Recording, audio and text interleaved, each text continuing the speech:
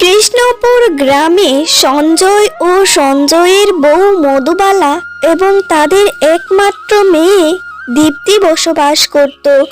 সঞ্জয়ের একটি গরু ছিল। গরুটিকে মধুবালা খুবই ভালোবাসতো, কিন্তু তাদের মেয়ে আরো বেশি ভালোবাসতো।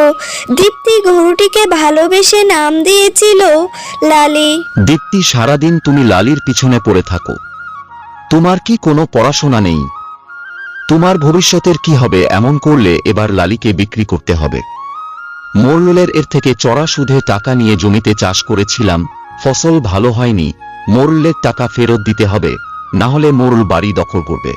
না বাবা, তুমি এমন কথা বলো না। আমি লালিকে বিক্রি করতে দেব না, যত যাই হয়ে যাক।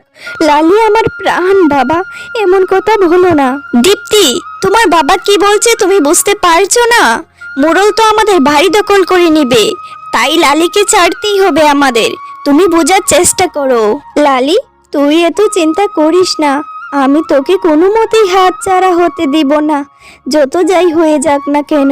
তুই আমার প্রাণ, তুই আমার কাছেই থাকবি, অন্য কোথায়ও নয়। আমি তোকে বিক্রি করতে দিব না।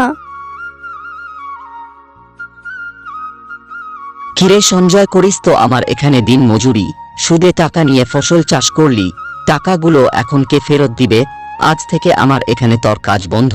যতদিন সুদ সমেত টাকা ফেরত না দিতে পারবি ততদিন যদিও কাজ করিস এখানে ফ্রিতে করবি, কোনো টাকা দিব না। মোরল বাবু, এমন করবেন না, দুহাই লাগে। আমাকে যদি আমার কাজের মাইনা না দেন, বউ বাচ্চা নিয়ে কি খাবো? আপনার টাকা আমি দিয়ে দিব, কয়টা দিন সময় দিন। এখানে দাঁড়িয়ে যত তর্ক করবি তোর সময় তত খারাপ করব। আমার এত তর্ক ভালো লাগে না, তোকে আমি কাজে রাখবো না। এরপরেও যদি কাজ করিস মাইনা দিব না, যা আমার চোখের সামনে থেকে তুই। আরে ভাই সঞ্জয়, এমন চা হাতে নিয়ে মন মরা হয়ে বসে আছো যে? কি হয়েছে তোমার? এত মন খারাপ আগে কখনো দেখিনি। তোমার কি হয়েছে? কি বলবো ভাই রমেশ, মোরলের থেকে চড়া সুদে টাকা নিয়ে জমি চাষ করছিলাম, ভাবছিলাম ফসল বিক্রি করে টাকা দিয়ে দিব। এখন ফসল তো ভালো হয়নি, সারা বছর বউ বাচ্চা নিয়ে খাওয়া যাবে না, এত কম ফসল হয়েছে। মোরল আমাকে আজকে কাজ থেকে তাড়িয়ে দিল। এরপরেও যদি কাজে যাই মাইনা দিবে না। যতদিন টাকা পরিশোধ না করছি কি করব ভাই বুঝতে পারছি না। বাড়িতে একটা গরু আছে, মেয়েটার প্রাণ, গরুটা কিছুতেই বিক্রি করতে দিবে না। আরে ভাই, মোরলের থেকে টাকা চড়া সুদে আনা মানে বাড়ি দিয়ে দেওয়া। এই পয়েন্ট তো যারা যারা চড়া সুদে টাকা আনলো মোরলের থেকে সবার বাড়ি সে দখল করে নিচ্ছে। তুমি ভাই চরম ভুল করলে। ওর থেকে টাকা এনে মোরল চলে বলে কলে কৌশলে তোমার বাড়ি নিয়ে নিবে। তুমি যাতে টাকা সুদ করতে পারো এই রাস্তা মোরল তোমায় দিবে না।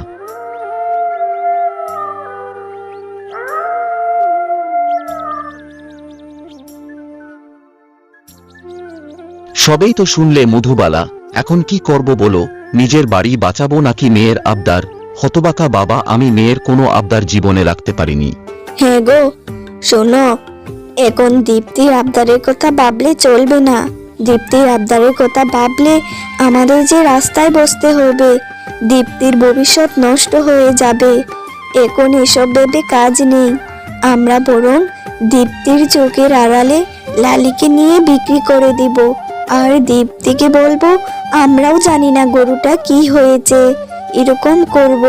নয়তো দীপ্তির ভবিষ্যৎও নষ্ট হবে। আর কত কষ্ট কি যে করতে হবে, বাড়িটা হাতছাড়া করা যাবে না। কথাটা ঠিক বলছো, তাই করতে হবে, না হলে যে রাস্তায় নামতে হবে। এইদিকে দীপ্তির বাবা মার সব কথাই দীপ্তি শুনে নেয় এবং বুড়ো হতে না হতেই লালিকে নিয়ে দীপ্তি সারা জীবনের মতো বাড়ি ছেড়ে পালিয়ে যায়। দীপ্তির বাবা দীপ্তিকে অনেক খোঁজার পরও পায় না। এরপর দীপ্তির বাবা মা দীপ্তির এরকম আচরণে খুবই কষ্ট পায়। অন্যদিকে মোড়ল বাবু এসে বাড়িতে খুবই বকাঝকা করতে থাকে দীপ্তির মা বাবাকে এবং অবশেষে দীপ্তির মা বাবাকে বাড়ি থেকে তাড়িয়ে দেয়। দীপ্তির মা বাবা মোড়লকে অনেক অনুবিনয় করে, কিন্তু কিছুতেই কিছু কাজ হয় না। অবশেষে বাধ্য হয়ে তাদেরকে বাড়িটা ছাড়তে হয়। বাবা, মা, তোমরা এখানে কি করছো? এই গহীন জঙ্গলে এমন অবেলা বসে আছো কেন? এখানে কি করছো তোমরা? আমরা এখানে যাই করি না কেন সেই কৈফিয়ত কি আমরা তোকে দিব? তুই কে? তোকে আমরা চিনি না। তুই আমাদের সন্তান নোস, আমাদের কোনো সন্তান নেই। তুই এখান থেকে চলে যা, এখান থেকে চলে যা। বাবা, তুমি তো কিছু বলো। তুমি না বলতে আমি তোমার প্রিয় মেয়ে, আমি তোমার প্রাণ, তাহলে তুমি আমায় বলো। ভুল বলতাম রে মা, তুই আমার প্রাণ হলে আমাদের ছেড়ে লালিকে নিয়ে পালিয়ে যেতিস না। তুই লালিকে না নিয়ে গেলে আমাদের বাড়িটা হারাতে হতো না। লালিকে বিক্রি করে মোরলো এর টাকা সময় মতো দিয়ে দিলে মোরলো আমাদের লাঠি পিঠা করে বাড়ি থেকে বাহির করে দিত না। দিনের পর দিন না খেয়ে জঙ্গলে থাকতে হতো না, রাস্তায় রাস্তায় ভিক্ষা করতে হতো না দুবেলা খাবারের জন্য। তুমি আমার প্রাণ নও, তোমার প্রাণ লালিকে নিয়ে তুমি ভালো থাকো। বাবা, মা, আমি বড্ড ভুল করে ফেলেছি, তোমরা আমাকে ক্ষমা করে দাও। আমি বড্ড ভুল করে ফেলেছি। আমার এভাবে লালিকে নিয়ে পালিয়ে আসা ঠিক হয়নি। আমি তোমাদের পাশে দাঁড়াবো, লালিকে বিক্রি করে দিব। আমার ভুল যদি তোমরা ক্ষমা না করো, কে করবে? ক্ষমা করে দাও আমায়। ঠিক আছে, তাহলে চল, লালিকে বিক্রি করতে হবে, নয়তো কিচ্ছু ঠিক হবে না। এক্ষুনি চল। দাঁড়াও, তোমরা তোমরা আমায় বিক্রি করতে পারবে না। আমি কোনো সাধারণ গরু নই, আমি একটা পরী। আমি আকাশ থেকে নেমে জঙ্গলে খেলা করছিলাম, তখনই হঠাৎ করে এক লোভী কাটুরির চোখ পড়ে আমার উপর, আর সে আমাকে সাধারণ গরু ভেবে তোমাদের কাছে বিক্রি করে দেয়। আমি তখনই চলে যেতাম, কিন্তু তোমাদের এই অসহায় অবস্থা দেখে আমি যেতে পারিনি।